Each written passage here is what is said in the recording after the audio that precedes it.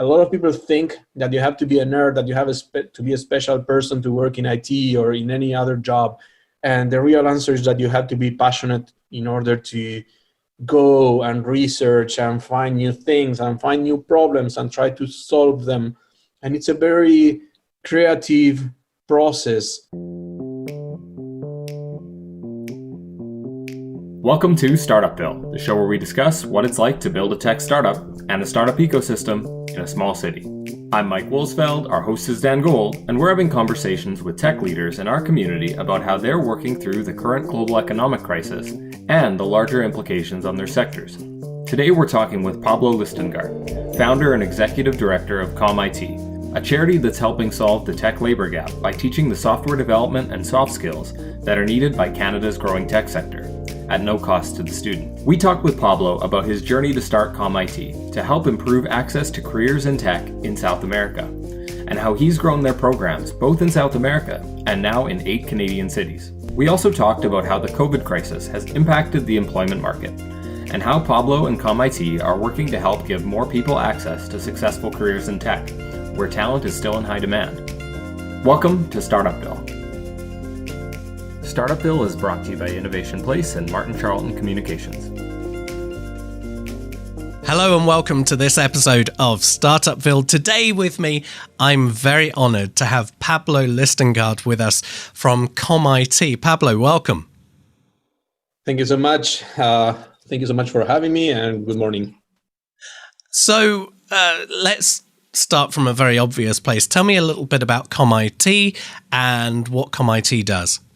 Okay, so basically, Dan, ComIT is a charity under CRA. It's an organization that I founded. I actually had this idea 9 years ago back in South America, where I started the first charity, and then I moved here to Canada over 5 years ago and created the second charity to help people who are unemployed or underemployed and to be trained in IT and to help companies find the IT talent that they need, basically. I've been doing this across 8 cities in Canada, and we help hundreds of people to find jobs and, of course, companies to find the software developer and talent that they need.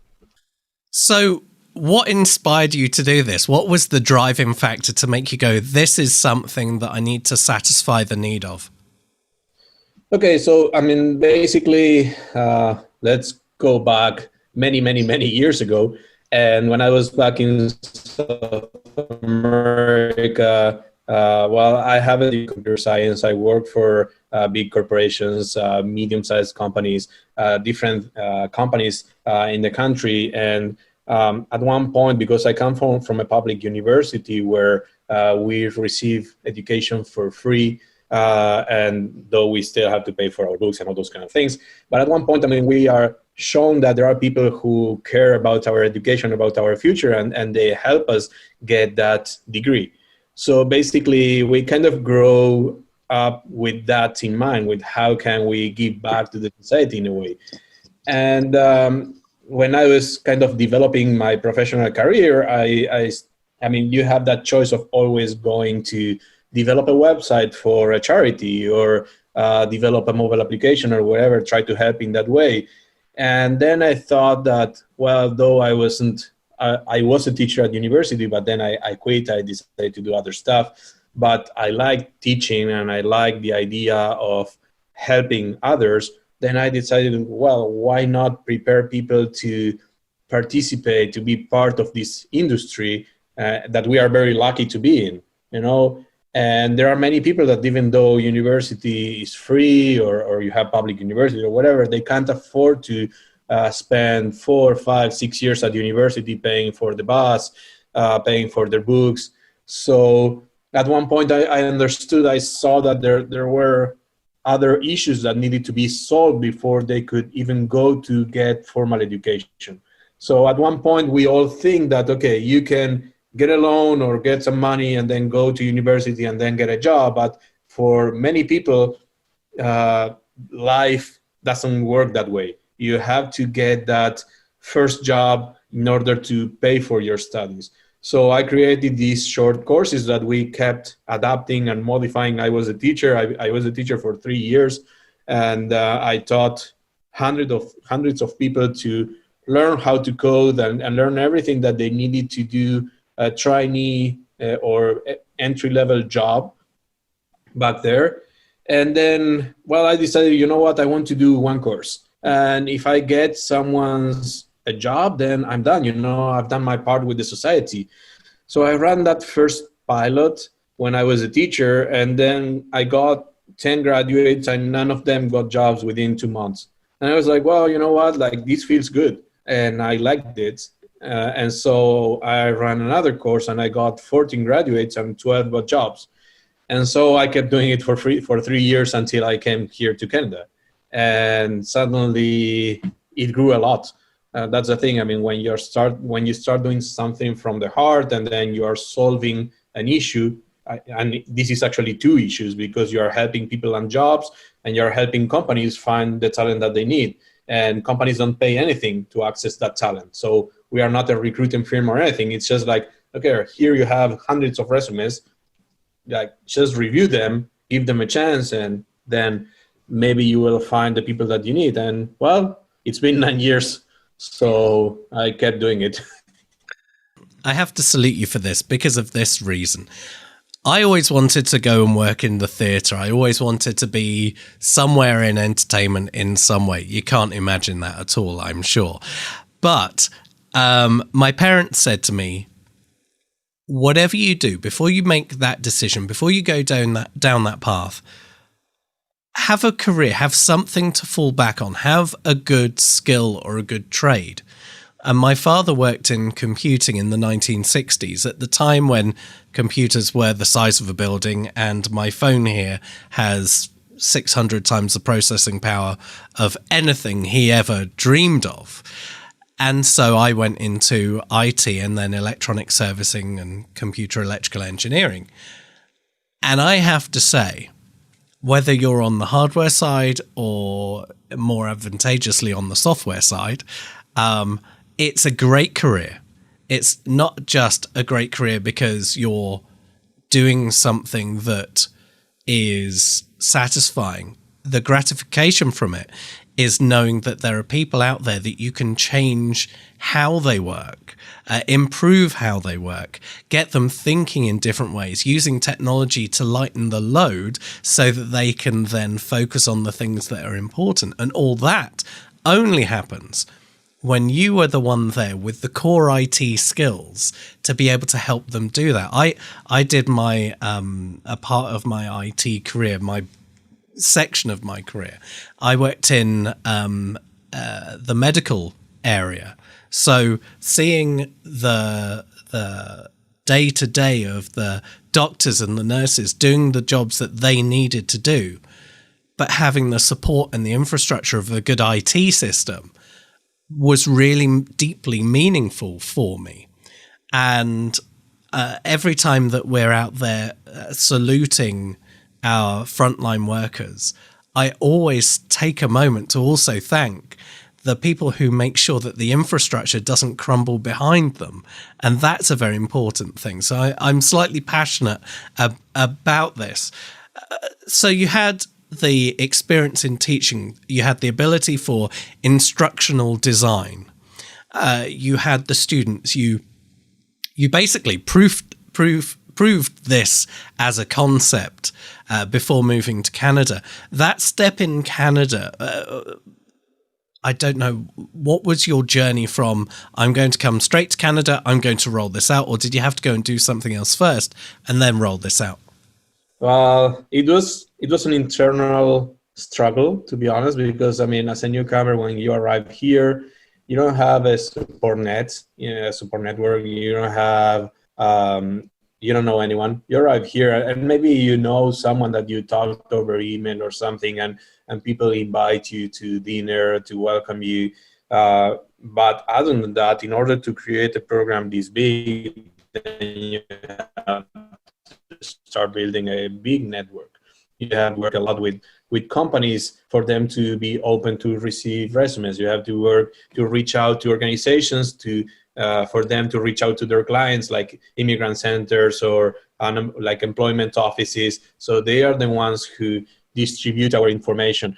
And when I arrived here, I mean, you try to focus on providing for your family, on settling here, on having a good life. I arrived here with, he was 10 months old, my son. My daughter was born here, but my son was 10 months old. And so you start looking for daycares and for a way of surviving and all those kind of things. So I didn't want to start. I arrived in 2015, early 2015, and then I was talking with my wife several months later, and she was like, "Well, you know what? Like, there are many people like us, and there are many other people who are in a worse situation with no savings or anything, who can benefit from the same thing that you were doing back in South America, and now you have the knowledge and you know how to make it, happen. And even though you don't have any network, even though you don't have anyone, so you can make it happen." And so she was pushing me for over a year and a half, and then she was pregnant with my daughter, and I was like, you know what, I don't know if I can deal with everything, with the pregnancy, with the new kid, with the 1-year-old kid or 2 years old kid, and with this that I know, because now I know I have the knowledge and everything. I know that this is going to grow way faster than in South America, because what I learned is that here in Canada, if you do things well, if you work from the heart and everything, then things happen,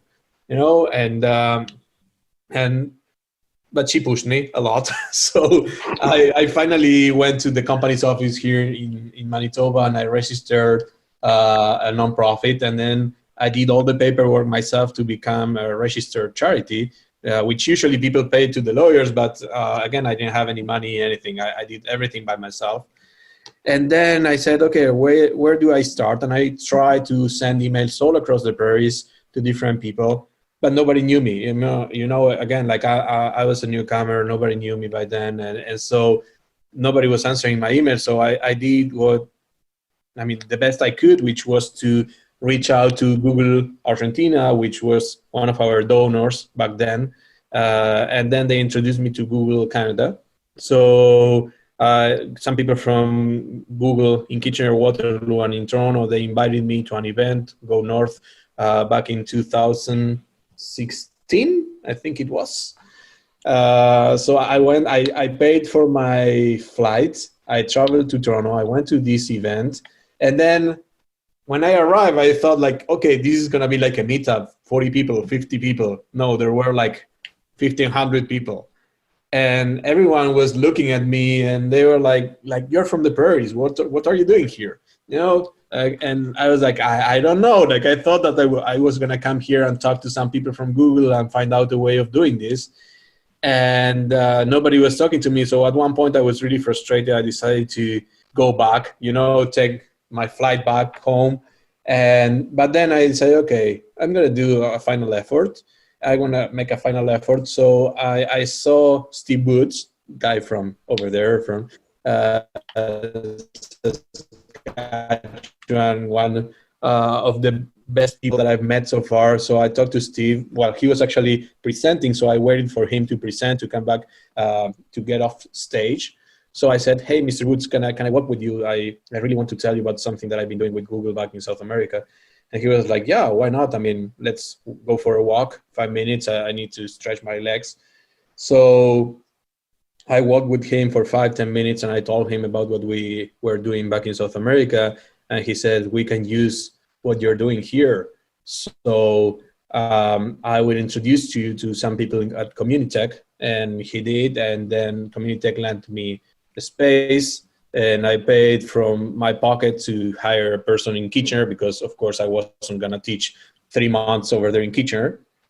And from there, everything became like easier, because with the success story, people from Communitech introduced me to some people across the prairies. And then I ran the first pilot in Winnipeg. Then I started in Saskatoon, and then it grew and grew and grew. So it was always about finding a way, which wasn't easy, but it was possible.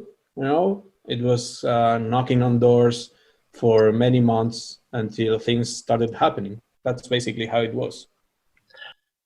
there is a core of belief within you that you wanted to see this through because you knew that it worked. You'd proven it with what you'd done back home.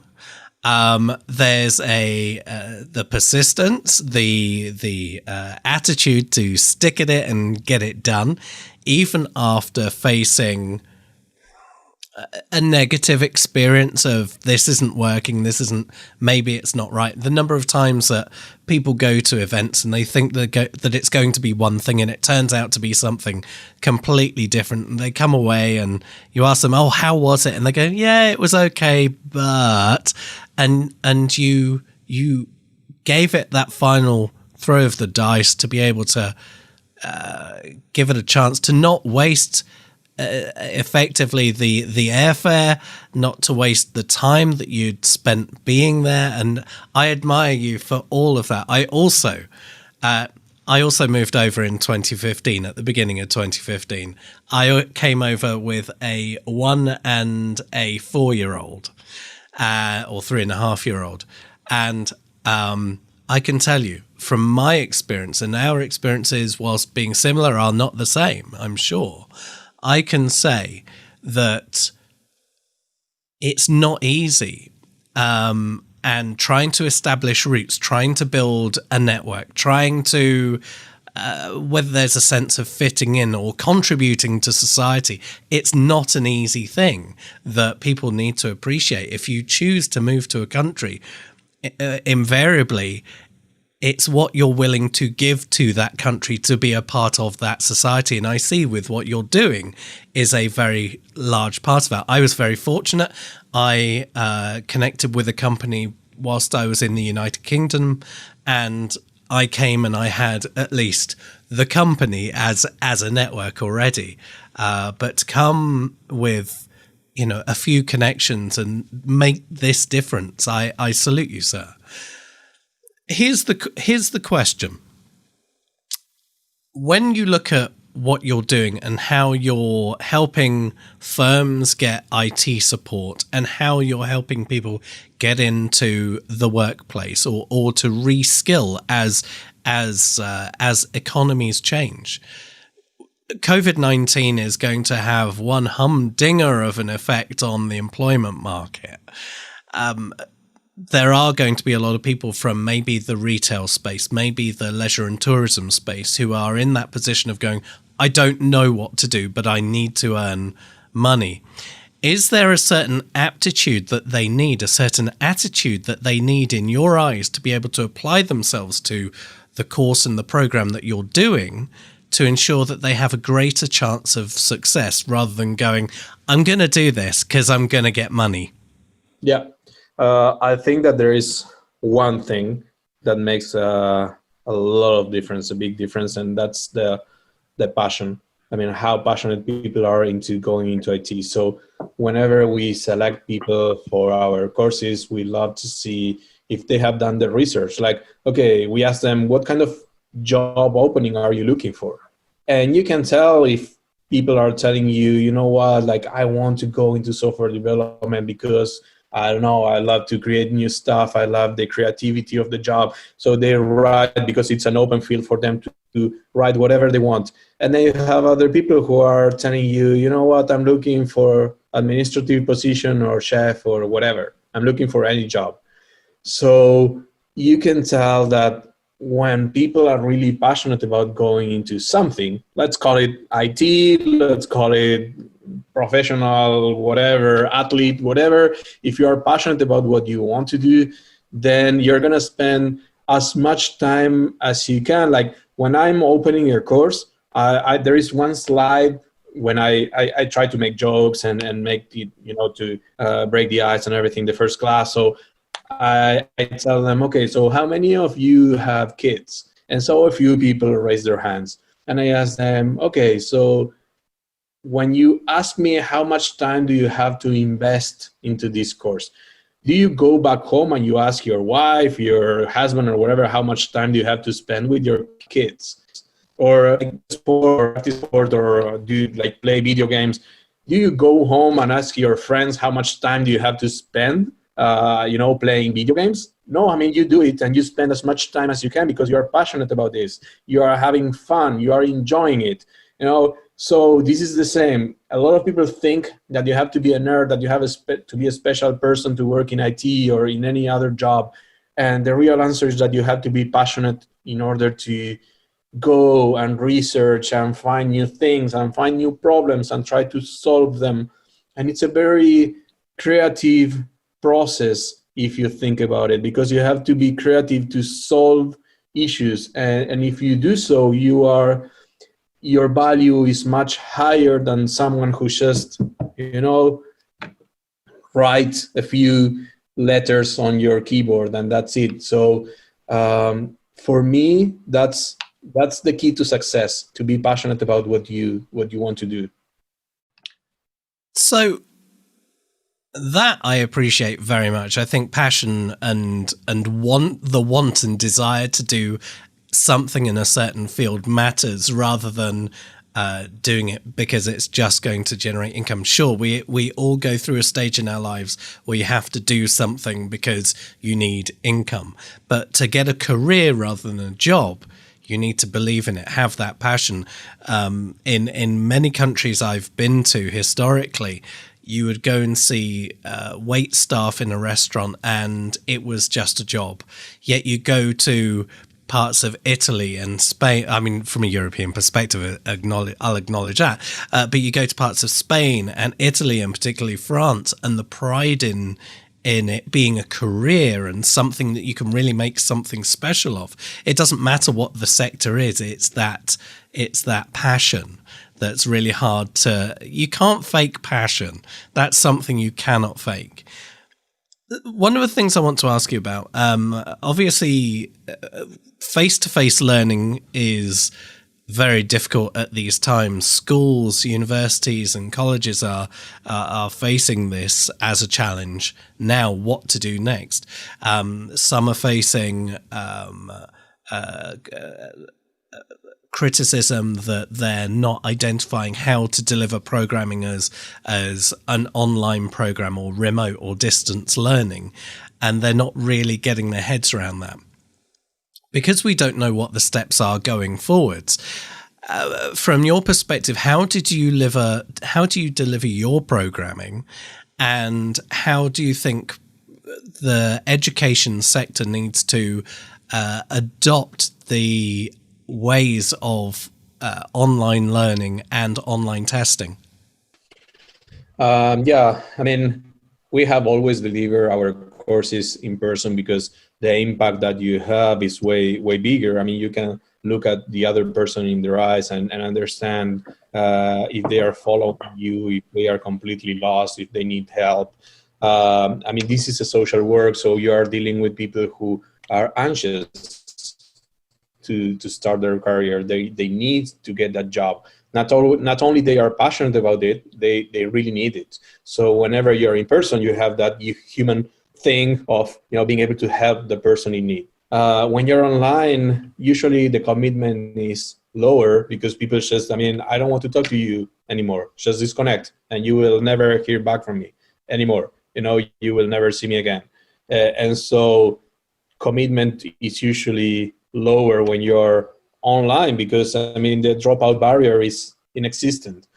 However, the one thing when I was thinking about what should we do, the first courses during the year when we started in person and then moved to online, then we finished the courses, and then I was like, should we wait until this fades off, until this disappears? And then I was at home saying, it's better something than nothing. And there are people who are writing us every single week asking us when the next course is going to be.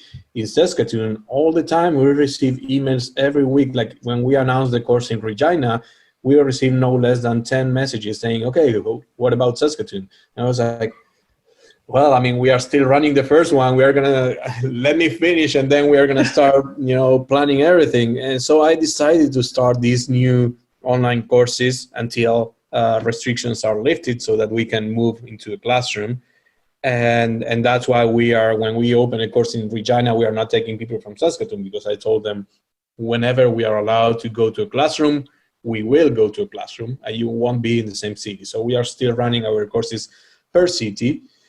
And the thing is, we started changing many things. Like I have other people working with me, and I told them, contact people over chat, call them, try to have that human link with them, so that this is not just the teacher talking over whatever tool you decide to use.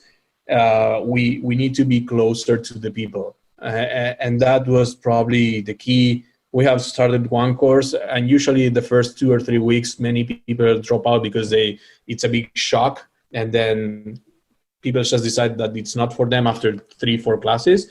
So far, they are hanging in there. So I've been trying to be more approachable to them in terms of talking with them over Slack, over different tools, so that they know that it's not the same whether they connect or not. It's not the same.